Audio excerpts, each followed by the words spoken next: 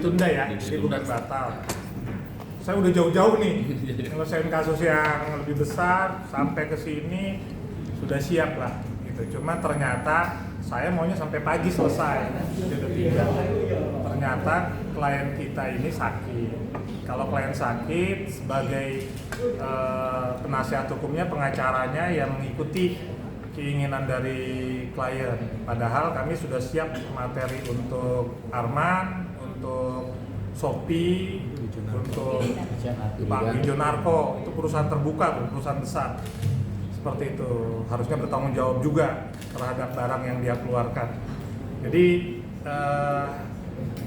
kami harap ini JPU tadi sudah luar biasa memanggil, kami apresiasi, kami harap semuanya bisa hadir. Kami ingin membuktikan detail to detail sebenarnya siapa saja sih yang bertanggung jawab. Karena ternyata yang produksi itu kan 3 perusahaan besar ini. Kenapa dia nggak bertanggung jawab nih kalau dia ada turtle-nya, dia ada ininya, ada itunya gitu kan. Karena kan ada tuduhannya produksi. Nah, kami sebenarnya mengharapkan semuanya bisa hadir. Tadi kami juga apresiasi rekan saksi Arman juga hadir walaupun dipanggil paksa istimewa. Nah, pekan depan kami akan siapkan lebih detail lagi. Kalau sekarang persiapan kita 90%, Senin depan persiapan kita sempurna 100% untuk memberikan pertanyaan dan mengungkap fakta-faktanya menjadi fakta hukum, menjadi fakta persidangan. Begitu. Tadi juga kami minta waktunya berapa lama lagi. Karena saksi kita juga banyak, ahli kita juga ada dari tokoh-tokoh nasional yang akan berbicara berkaitan dengan hal ini.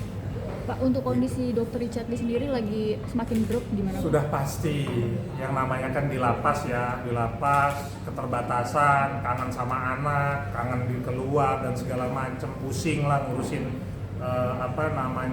kondisinya dan segala macam, pasti akan menurun. Siapapun kita, kalau di dalam lapas pasti kondisinya akan demikian, yang tadinya bebas, yang tadinya bisa kemana saja.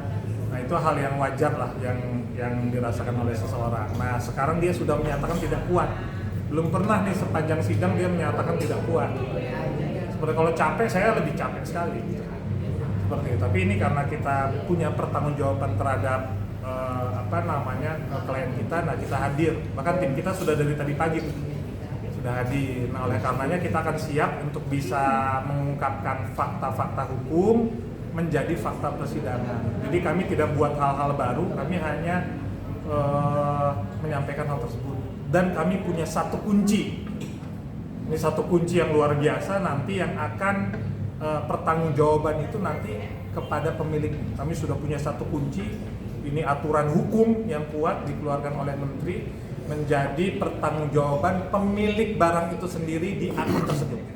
Jadi tunggu saja nih, nanti kami buka. Tadi kami mau buka sekarang. Cuma kan ternyata kondisinya demikian, tapi ini kami spill dulu. Jadi ternyata barang milik misalnya X, akun X atau akun Y, ya pertanggungjawabannya kepada orang ini. Ada aturan hukumnya. Oh iya.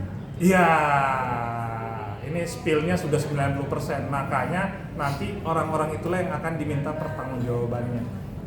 Kalau yang Godeskin Mbak Etena tidak ada dalam dakwaan, jadi kami tidak concern ke sini. Ada lagi? Tadi dokter kembali menyinggung ketika Bapak sedikit menyanyi di dalam proses persidangan.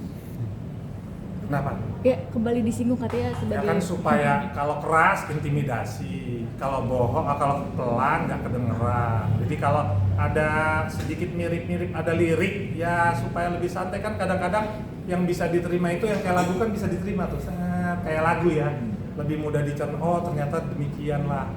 Seperti itu. Tapi itu kami kan membuktikan ya, kemarin nih kalau ditanya lagi nih, diungkip lagi, di videonya Densu yang ditonton jutaan orang itu sudah dibuka. Jadi WT-nya sudah dibuka, satu nggak bisa dibuka, satu lagi dibuka, jadi sudah 2 yang dibuka. Lalu yang Globio sudah dibuka 1, tapi faktanya di barang buktinya itu masih lengkap. Jadi dengan ini aja kalau barang bukti yang dituduhkan kepada seseorang tidak otentik, dia harus bebas. Jadi saya bukan bicara tanpa fakta hukum. Dan yang bohong ini dipidana 7 tahun sampai 9 tahun penjara. Silahkan dilapor. Seperti itu. Silahkan. Ya. Jadi ini KUHP, KUHP dan KUHP yang bicara bukan saya. Jadi aturan hukumnya demikian. Ya, karena ditanyain lagi masalah itu saya pikir udah lewat ya. Saya mau mulai yang baru nih. Seperti itu. Ada lagi? Maksudnya mungkin mau nambahin terasa berlarut nggak sih ini perkara ini Bang? Ya, dalam KUHP sidang itu meskipun agendanya saksi itu harus disaksikan langsung oleh terdakwa untuk keadilan. Jadi harus disaksikan langsung oleh terdakwa meskipun agendanya saksi. Sehingga kalau terdakwanya sakit, maka tidak bisa dilanjutkan tanpa kehadiran terdakwa meskipun memeriksa saksi, sehingga otomatis kan sidang harus ditunda dan keputusan ada di majelis hakim. Ketika majelis hakim memutuskan ditunda ya sudah. Itu. Jadi kalau dibilang berlarut-larut sih tidak ya, tetapi ini kan kita lihat fenomena ini kan semuanya ada persoalannya.